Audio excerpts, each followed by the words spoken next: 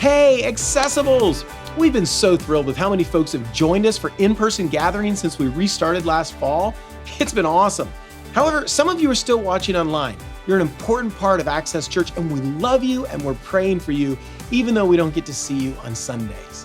We still want to help you make friends, grow in faith, and live with purpose. So even if you're not comfortable joining us on Sundays, I hope you'll consider a small group. We have both short and long-term groups available. If you're already in a group, this is the season to make sure your group is meeting at least 3 times each month. It's important that you continue to grow in faith during this season, you and your kids. So we're putting great content online each week, but it's not going to do you any good if you don't take advantage of it. So do a couple of things for me, okay? 1, establish a Sunday morning routine. Gather at the same time in the same place each week. 2, keep your kids connected through this great content, but also in Zoom or phone calls with their small group leader and other students in their group. Finally, you can still make an incredible impact on our community, even from home. First, say a prayer each day for our church. Pray for those of us in leadership that God will give us wisdom as we lead in these unusual and difficult times. Pray for the impact our church has on our community. Second, give generously to our church. So many of you have given faithfully during this season. Because of your generosity, we've been able to give more money away in 2020 than ever before. And our restricted fund for permanent space has grown to over $600,000. Third, you can still serve. We have teams that serve the church all week long. You can serve from home, or you can work with a small team during the week. In fact, a couple of guys are helping us set up on Sunday morning, then going home to watch online with their family. There's lots of ways that you can still leverage your time for the good work that Access is doing right here in our community. And finally, you can invite your friends. You can send them to participate in our Sunday gatherings, or you can send them a link to watch online. Really, it's never been easier to invite a friend to church. Someday, we're going to all be back together. But whether that's next week for you or a little while longer, you can still use this season to make friends, grow in faith, and live with purpose. I hope we can help.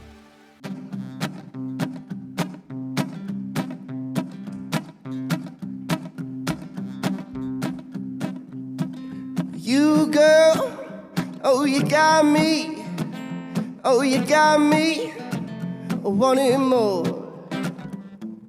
You girl, oh you got me, oh you got me, wanting more. Now without you this world will still go round.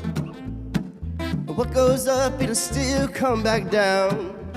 But I'd rather plan my life with you if you plan yours with me too. Oh, 'cause you girl, oh you got me, oh you got me, wanting more. You girl, oh you got me, oh you got me, wanting more.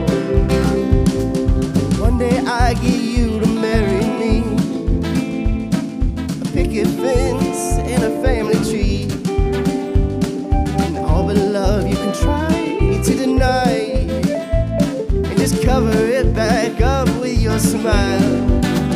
Oh, 'cause you girl, oh you got me, oh you got me, wanting more. You girl, oh you got me, oh you got me, wanting more. Come on.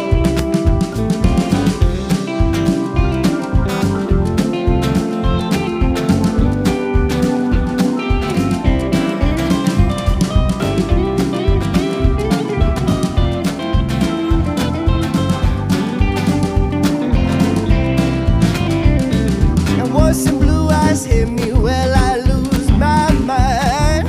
Oh Lord, they hit me like every single time, and I feel, yeah, alright. Now the mama must have rhythm when she's making me. I love that music since I was a baby. I grab my guitar, baby, and I play a song for you. I won't forget that rhythm that that's one thing I won't do. You know that you, girl, oh, you got me. Oh, you got me. Wanting more, come on. Oh, you, girl, oh, you got me. Oh, you got me. Wanting more. Oh, you, girl, oh, you got me. Oh, you got me. Wanting more. Oh, you, girl, oh, you got me. Oh, you got me.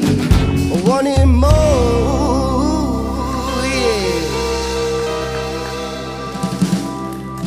Ladies and gentlemen, Charlie Walker. Thanks, Charlie, for being here today. If you don't know Charlie, Charlie's been a musician in Jacksonville for a long time. And one of the first people I met in Jacksonville, he was playing Mellow Mushroom 16 years ago. And he was so good. And we were like, hey, you want to help us start a church? And he did. He was our first song leader for Upstreet way back in the days at UNF. So anyway, Charlie, thank you for being here today and helping us kick off Valentine's Week. That is a public service announcement for you. 2 days to get ready for Valentine's Day. Just a heads up, reservations are booked a lot of places.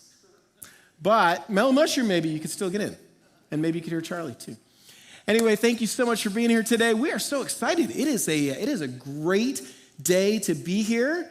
And you guys are going to experience the best of it because you did not let the cold or the rain or the wind stop you from getting here today. You are overcomers. You saw all those obstacles and you said, you know what? We're better than that. We're bigger than that. We can get there. And we are so glad that you are here because we are not only going to sing some great songs today, but Andy Stanley has a really practical message that you're going to be so glad you heard this message today. And in fact, you're going to wish that you'd heard it a long time ago. You're going to wish that you had heard this message when you were at college or in high school because it would have saved you from a lot of regrets and you would have made better decisions if you'd heard this message sooner.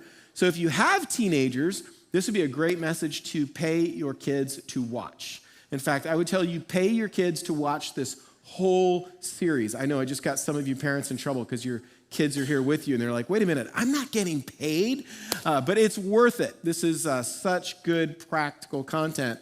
And in fact, the message Andy is going to share today is a message that we talk about in Upstreet quite a bit. So if you wonder, like, what do we talk about back there? Andy's going to give you like an adult version of what we talk about very often in Upstreet, which I'm actually going to run back there. It's one of my favorite environments to be in on a Sunday morning, and we're going to have a great time in there today. While we are in here and we are singing about our Heavenly Father and His incredible love for us. So what an amazing gift that the Creator of the universe loves you so much that He was willing to sacrifice for you, that the Creator of the universe was willing to give His life so that you could have life everlasting. And it was on a Sunday morning that His tomb was found empty.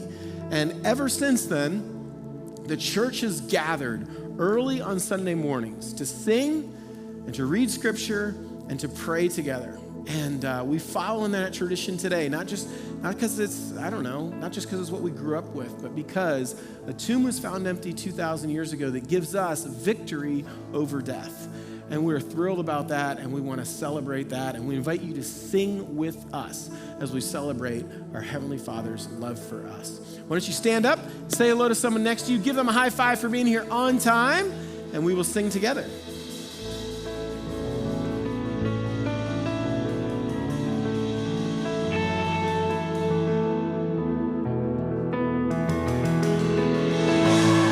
Y'all can feel free to put your hands together just like this. All right, some of y'all got it. I see you. All right, here we go.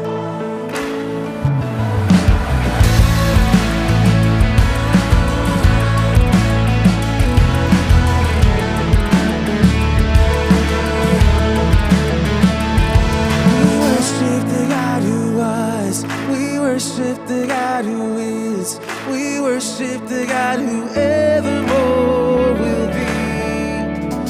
He opened the prison doors. He parted the raging sea.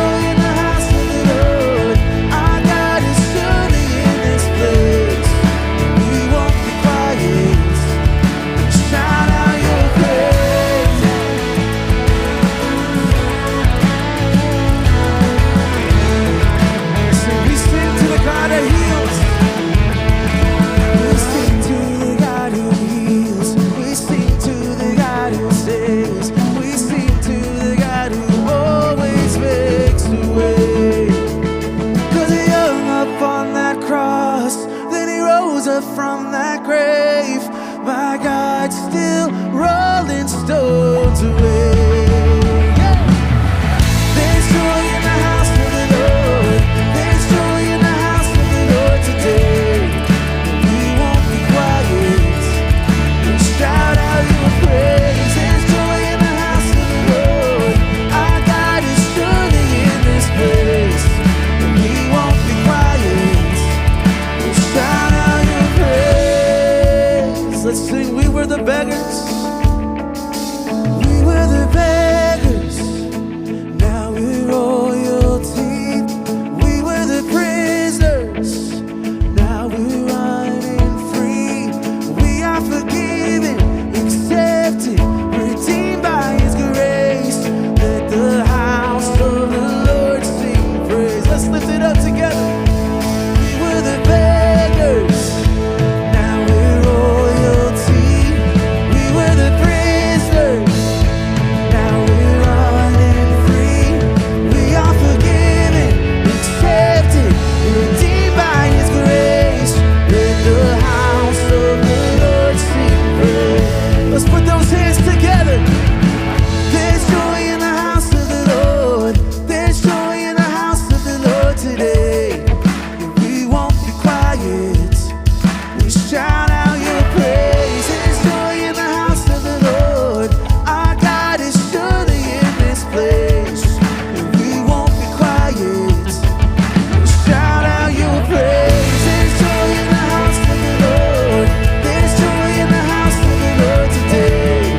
And we won't be quiet. We shout out your praise. There's joy in the house of the Lord. Our God is surely in this place. We won't be quiet. Shout out your praise. Shout out your praise.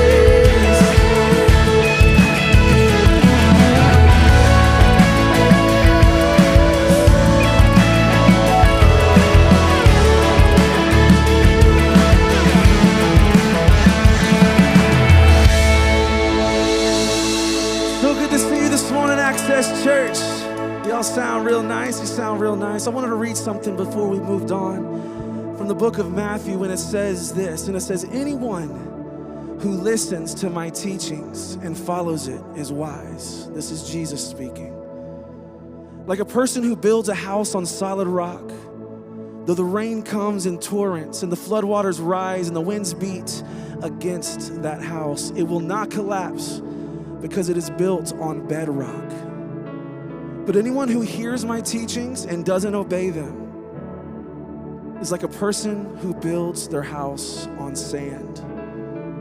When the rains and the floods come and the winds beat against that house, it will collapse in a mighty crash. And you know, I was raised in the church and you always hear these cliches like follow Jesus and oh, you just lean on God. And you know, sometimes it's easy to think, well, how do I do that? And it tells us right there to listen and to obey is how we build a firm foundation under our feet. Let's sing these words together this morning.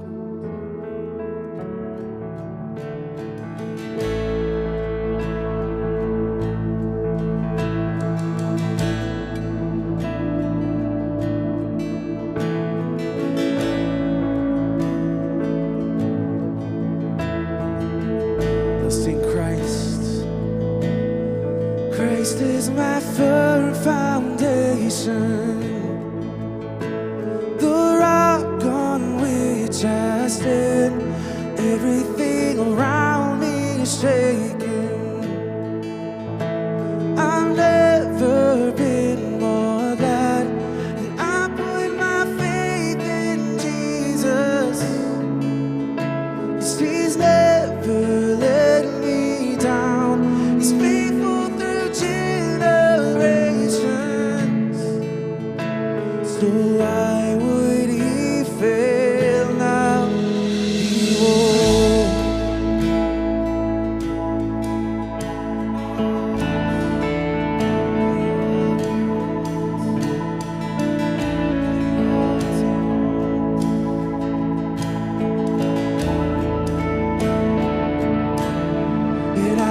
still got joy in chaos.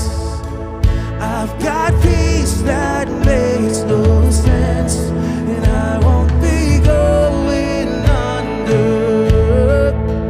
I'm not held by my own strength, 'cause I built my life on Jesus. He's never let me down. He's faithful in every season. So why would he fail? Now say he won't. He won't. He won't fail. He won't fail. He won't. He won't. He won't fail. He won't fail. Christ is my firm foundation, the rock on which I stand. When everything around me is shaking, I've never been more glad that I put my faith in Jesus. 'Cause he's never let me down. He's faithful through generations. So why would he fail? Now say he won't. He won't. He won't fail. He won't fail. He won't. He won't. He won't fail. He won't fail. He won't. So across this room, if you feel comfortable, let's just raise our hands towards the sky in a sign of surrender and desperation, that we need our God. We need him to meet us right where we are. Let's sing these words together. Rain came, wind blew, and my house was built on you.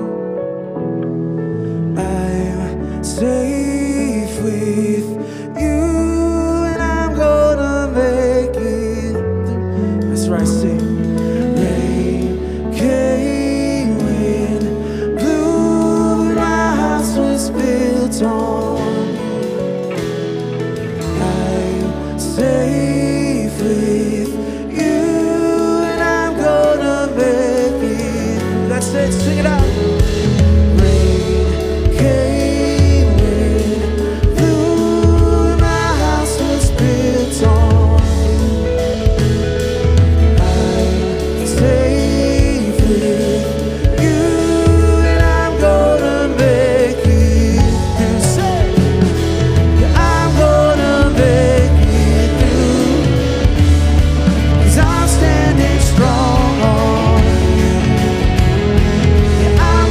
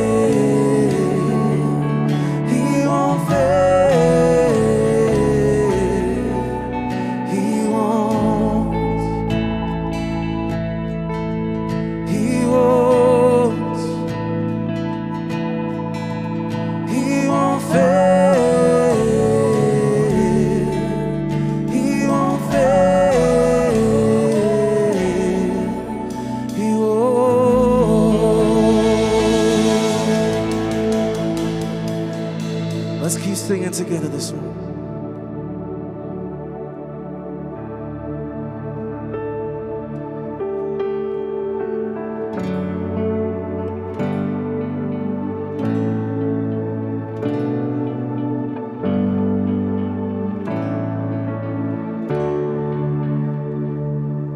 You don't just tolerate us, you don't have somewhere to go. When nights your trophy children, you abandon when we roam. Your mercy's not a favor, and your presence isn't rushed. Oh no, our God is love. The cross was not a vehicle for you to finally care. When we look upon your character, your grace was always there. Acceptance not withheld from us, no need to measure up. Oh no, our God is love. Let's sing this together. His arms are open for all to gather. Hear the cross has spoken. There's nothing left to fear. Once and for all he showed how far his grace will go for us. Our God is love.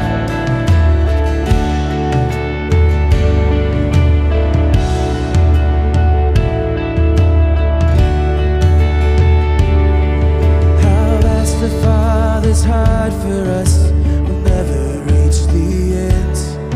I thought for sure I found it, but it proved me wrong again. So much higher, so much wider, so much deeper than we know. Our God is love. Say, his arms are open for all to gather. Hear the cross has spoken. There's nothing left to fear. Once and for all he showed how far his grace will go for us.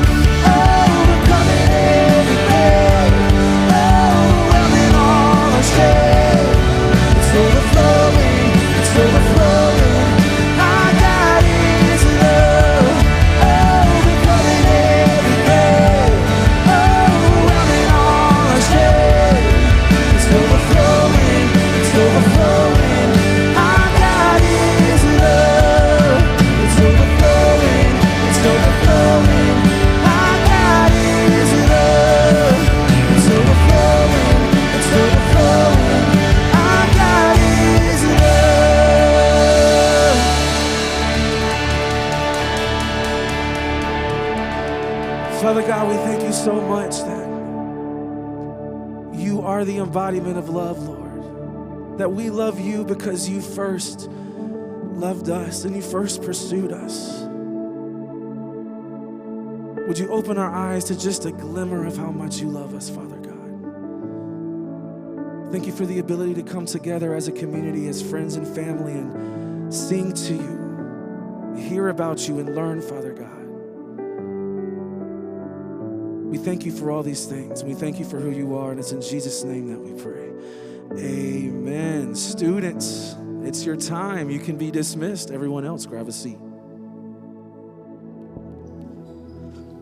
Thanks for joining in and singing with us this morning. I hope you felt like you had some time to reconnect with a God who we believe loves you no matter where you walked in or how you walked in feeling this morning, that he is just excited and he is for you. And around here, we have a very generous group of people that have that feel that what they have is given to them from God, and so out of joy, we give back, and it helps us to create environments that you see here on Sunday morning, as well as some environments for students throughout the month, and some small groups and all sorts of things. And if you're one of those people that are generous, we just say thank you. If you would like to jump in and join those of us who give here financially, there's instructions on the screen behind me, or there's boxes by the door on your way out. We would love to have you jump on board and join us as we trust God with our finances. Sorry, my train of thought is totally gone. We would love to have you join us and do the same. Well, this morning, one of our teaching pastors, Andy Stanley, is continuing on in his series. Oh man, it's just all gone this morning. It's gone. Better decisions, fewer regrets. Enjoy. So when our kids were old enough to drive, I decided not to give them a curfew, a specific time to be home. And the reason is this: my personal experience with curfew as a teenage driver convinced me that the traditional approach to curfew is a terrible idea. At 16 years old, curfew transformed me into an overly aggressive weekend driver. Now, on weekdays, I was fine, but on Friday and Saturday nights, not so much. And you know why? Because on Friday and Saturday nights, I found myself suffering from 5-minute syndrome. The 5-minute syndrome, you know what this is? I can stay just 5 more minutes. And then 5 minutes later, I can just stay 5 minutes. I've got 5 more minutes. And before long, I had to be home in, you guessed it, actually, maybe you remember it, I had to be home in 5 minutes. I had to be home in 5 minutes, regardless of how many minutes it would actually take me to get home, which explains my overly aggressive weekend driving. So when my kids started driving, I didn't tell them what time to be home. I told them what time to leave for home. And thanks to cell technology, I knew if they left on time. Now, you have experienced some version of this curfew dynamic as an adult, where your margin for error got gobbled up with just 5 more minutes thinking, whether it was one more drink, one more business trip, one more sleeve of cookies, one more pair of shoes, one more swipe of the credit card. Whatever it is, the outcome is usually the same. And here's where the math begins to fall apart. One more rarely adds anything. When it comes to 5 more minute thinking, one more rarely adds anything. In fact, worse, it usually subtracts. One more actually results in less, oftentimes, of what we value the most, right? And while it's been a while since curfew dictated your driving habits, your current driving habits, in fact, are influenced by a similar dynamic. Unless you are a very unusual driver, you drive either at or slightly above the posted speed limit, right? And while most of us feel little to no guilt driving faster than the posted speed limit, none of us want to get pulled over. So what do? Well, we choose the speed that we're convinced allows us to break the law while avoiding an encounter with the law. And my point, whether it's curfew, diet, driving, spending, our natural inclination, you know this, our natural inclination is to live as close to the line as possible.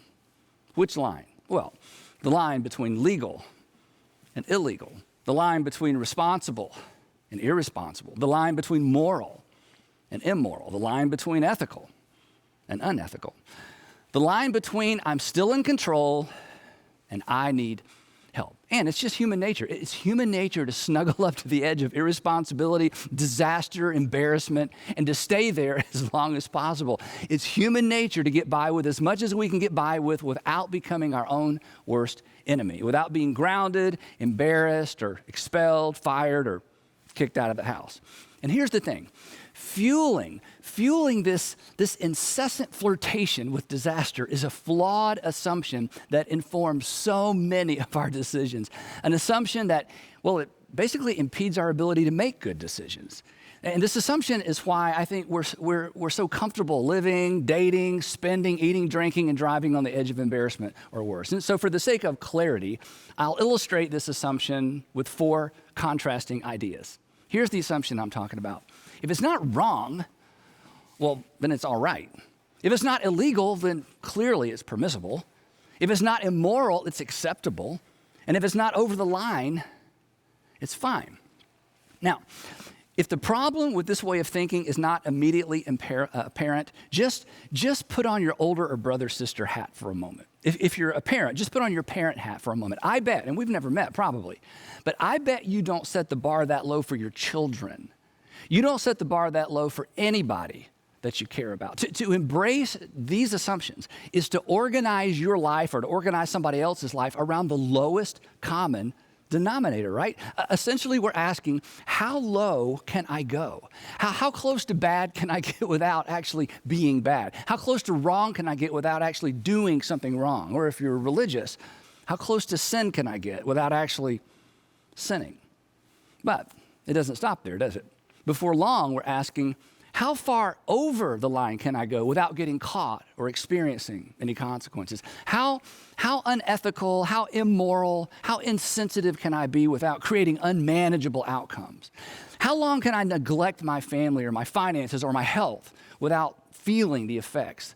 How much can I indulge an addictive behavior without actually becoming addicted? It's a slippery, dangerous slope. And it all begins by asking the wrong question. Is there anything wrong with this? A question that usually leads to a second question. How did I get myself into this? Drawing our line, setting our limits, and establishing our moral or ethical standards on the borderline between right and wrong, legal, illegal, healthy and unhealthy, eliminates any margin for error. It is a foolish and it's a dangerous way to live. And here's the thing. I haven't told you anything you don't already know. We already know this, right? It's why we respond the way we do when someone we love starts snuggling up to one of those elusive lines, right? We don't react to what they're doing, do we? We react to where they're heading. In those moments, we just know intuitively that the issue isn't, in fact, the question isn't, is there anything wrong, illegal, or immoral about what they're doing? We know intuitively that there's a more important question, a better question that needs to be asked. A question that if we ask it, if they ask it, will ensure a better decision. A question that if asked and answered honestly and acted on will ensure that they avoid avoidable regret.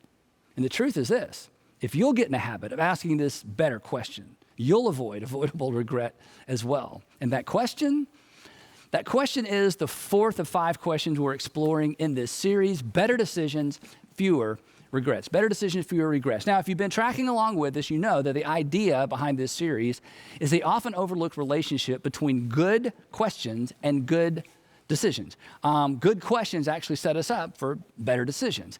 It could be argued that the decisions you make are no better than the questions that you ask. And I'm absolutely convinced that if you will ask and if you will answer honestly and if you will act on your answer to these 5 questions, you will make better decisions and consequently you will be forced to live with fewer regrets. Your life will be better and the people who look to you, the people who depend on you, their lives will be better as well because we aren't the only people impacted by our decisions, are we?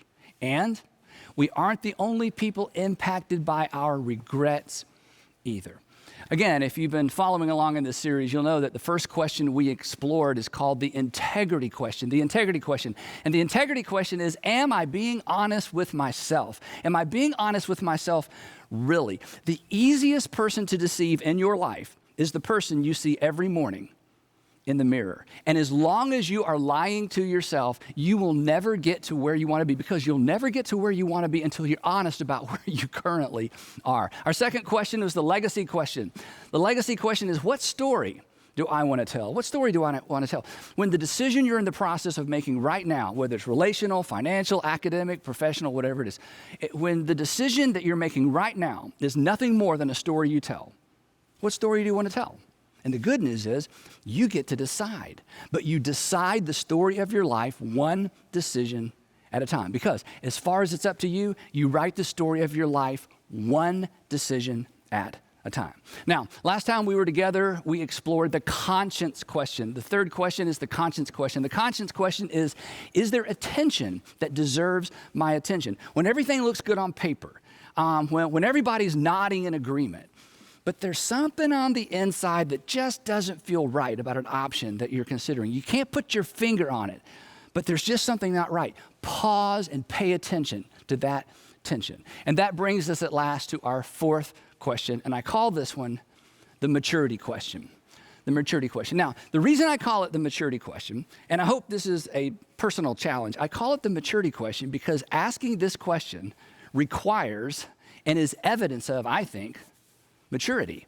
And refusing to ask this question, well, it takes us back to the statement we began this series with from Proverbs, the one I suggested you memorize.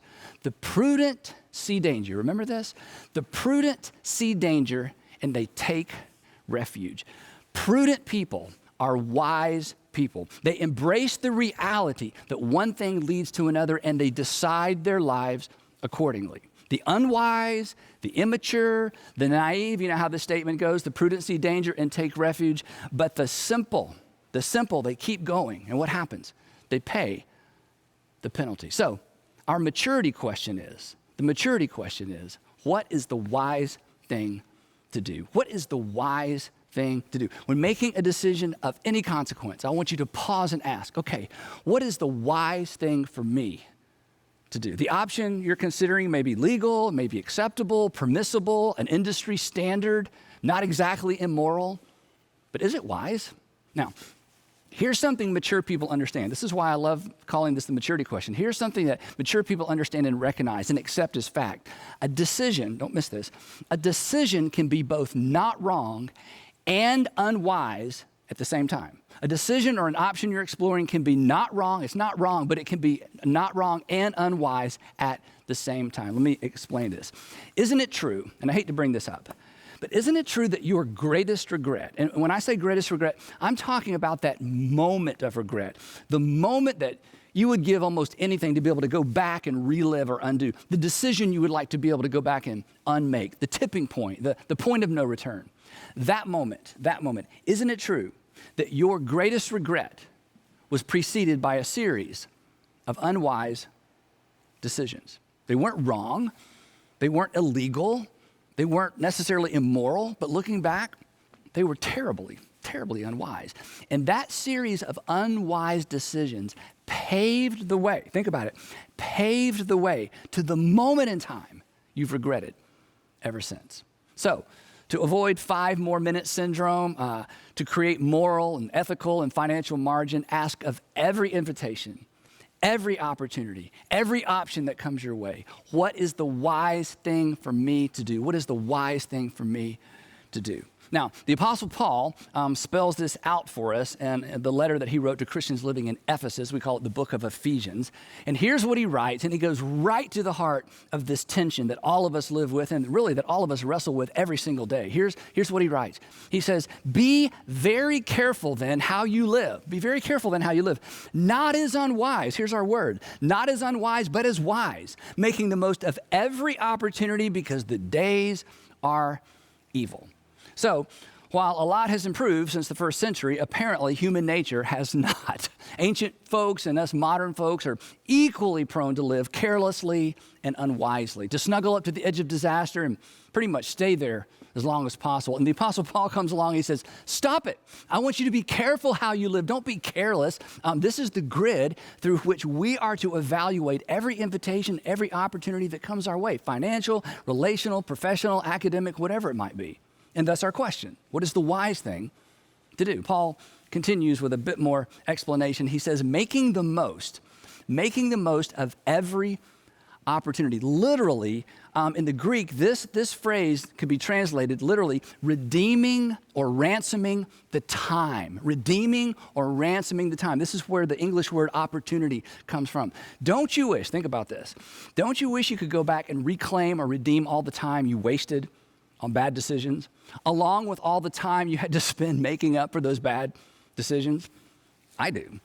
And for you, that may be just a few weeks or weekends scattered around your past, but it might be an entire season of your life. Either way, imagine having the opportunity to relive or respend or reallocate those days, weeks, or even years, not to mention the money. I mean, what if you had an opportunity to go back and invest that time in more productive, healthy, life-giving activities? Imagine where you'd be today.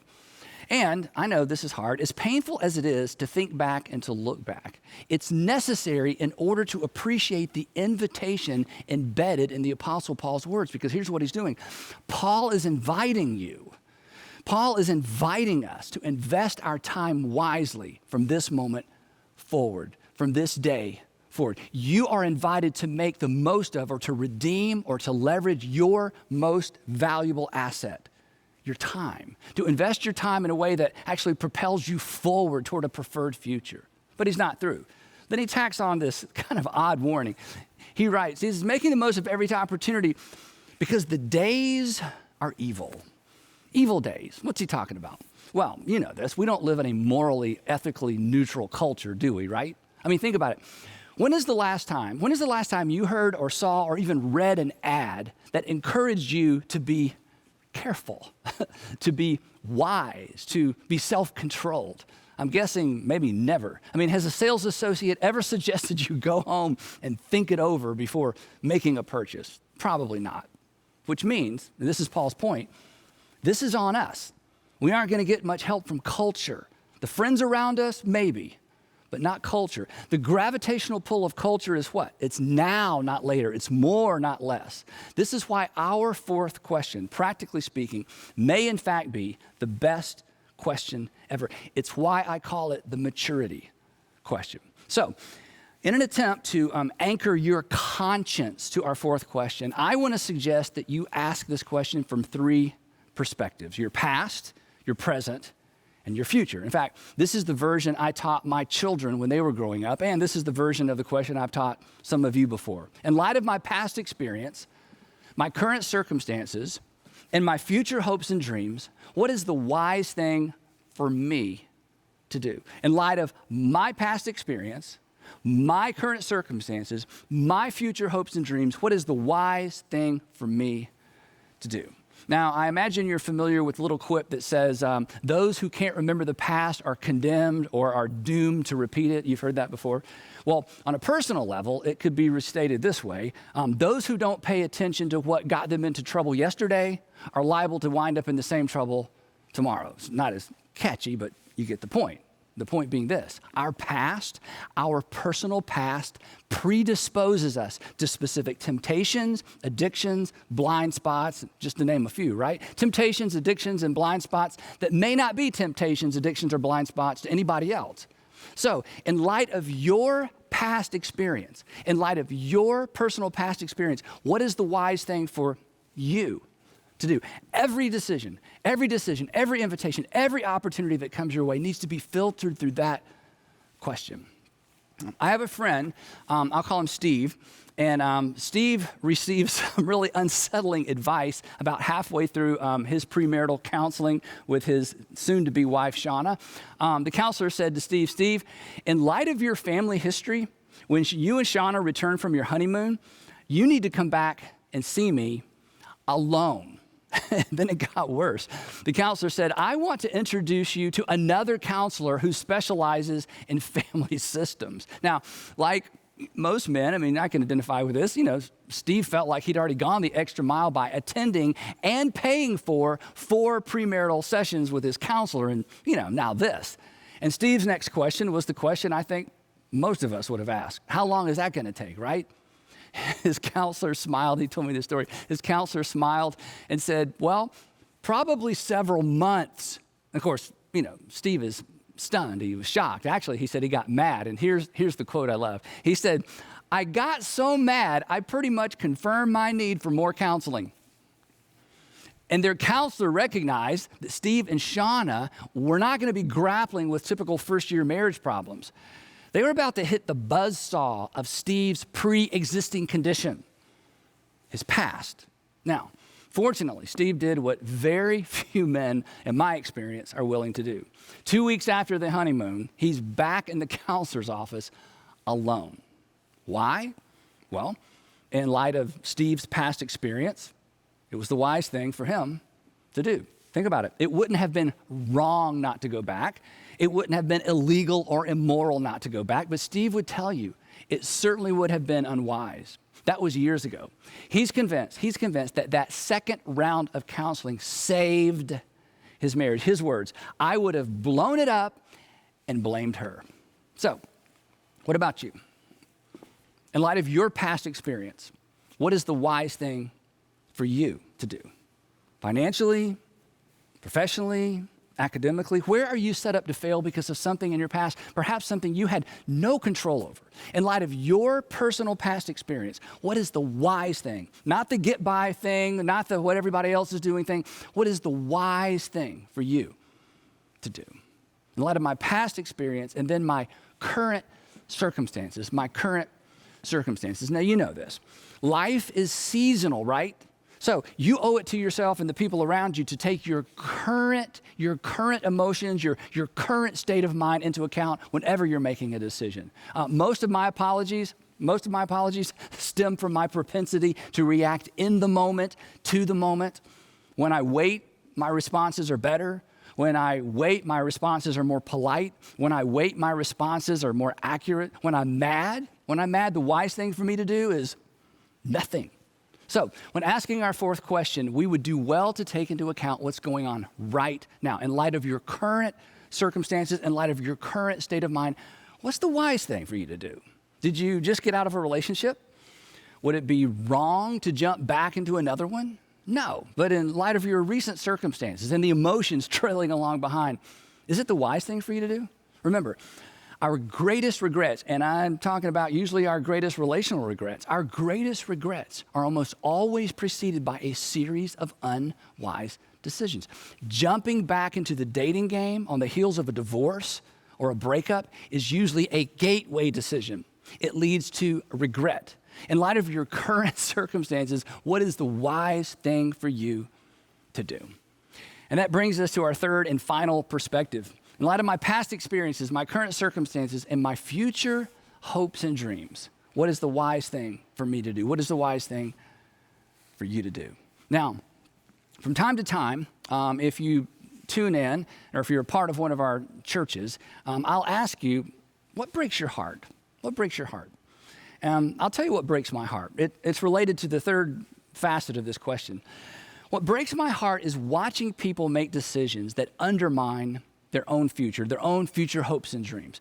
It breaks my heart to watch individuals or couples make relationship decisions that are going to undermine their relationship. It breaks my heart to watch teenagers make decisions that are going to result in consequences that trail around behind them for maybe a decade or even two. It breaks my heart to watch parents parent in a way that will eventually drive a wedge between them and their children. It breaks my heart to watch people engineer their own unhappiness. Perhaps that's why I'm convinced this third application to our fourth question is the most important application. In light of your future hopes and dreams, what is the wise thing for you to do? Chances are you have some idea of what you want your future to look like, right? I mean, you have a mental picture of a preferred future, what it could be and what it should be. You may have gone to the trouble of writing it down. You may not have a plan of how to get there, but you have some sense of where you want to be, right? And I'm guessing that when you envision your future, you don't envision yourself alone, because nobody does. But here's the challenge. When it comes to dreams, when it comes to your dream, the deck is stacked against you because life is hard on dreams. There's always a headwind. And that being the case, if you're not careful, you have the potential to contribute to the demise of what you hope for. And here's the thing.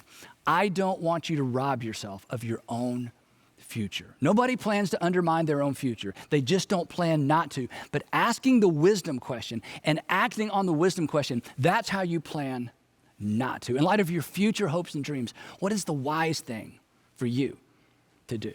Asking this question with the future in mind brings clarity to whatever option you're considering. It serves as like a purifying light. All the deceptive shades of gray, they almost immediately dissipate. Our best option or our best options become clear, painfully clear. In fact, they become so clear we're tempted to look away, to excuse ourselves away. But I'm not hurting anybody.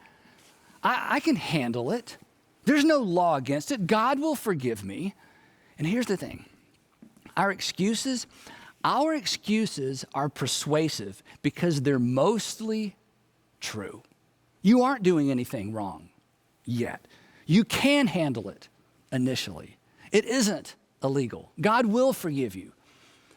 But so what? That's all beside the point, right? The purpose of this fourth question isn't to stop you from doing something wrong.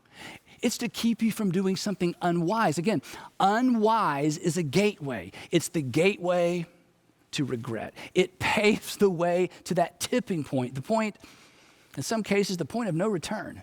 So, would you be willing, here's the challenge, would you be willing to put away your old, worn-out excuses once and for all? Come on. They have never served you well. They just silence your conscience. They cloud your reasoning. And ultimately, they really just diminish your ability to hear the voices of wisdom around you. Our excuses, you know what they do? They escort us to the threshold of regret. And once they get us there, do you know what your excuses do? They abandon you there with no margin for error. You've been there. I don't want you to ever go there again. So just decide to be done with all that. Instead of excusing yourself forward, dream and plan your way forward. Ask, in light of my future hopes and dreams, what is the wise thing for me to do? In light of where you want to be financially 5 or 10 years from now, what's the wise thing to do now? I mean, you're going to be somewhere 5 or 10 years from now financially, right? Shouldn't you decide? Do you know what? If you don't decide, you know who will decide? Retailers and lenders who care nothing about you. They will decide for you. And what's true financially is true relationally, academically, professionally as well. So come on, where do you want to be? Decide, write it down. If you're single, come on, if you're single, in light of what you ultimately want relationally, even romantically, what's the wisest way to conduct your relationships right now? What are you doing now? Think about it. What are you doing now that has the potential to rob you of your preferred future relationally? Now, that's a hard question to answer honestly, which takes us back to our first question in this series. Really, are you being honest with yourself? Are you being honest with yourself? Really? Are your relationships, are your current relationships paving the way to your preferred relational future? Or are they escorting you to a place you don't want to be? A place you swore you would never go? In light of what you want later, what is the wise thing to do right now? If you're married and you're planning to go the distance with your spouse, to finish together, to maybe enjoy grandchildren together, what can you do right now to facilitate that dream? What or who puts that dream at risk? What is the wise thing to do as it relates to protecting your marriage? You have children? Come on, what do you envision for your children in the future? What do you envision in terms of your relationship with your children in the future? What's the wise thing to do right now to protect that dream? Here's the thing, you know this. Everybody ends up somewhere in life, right?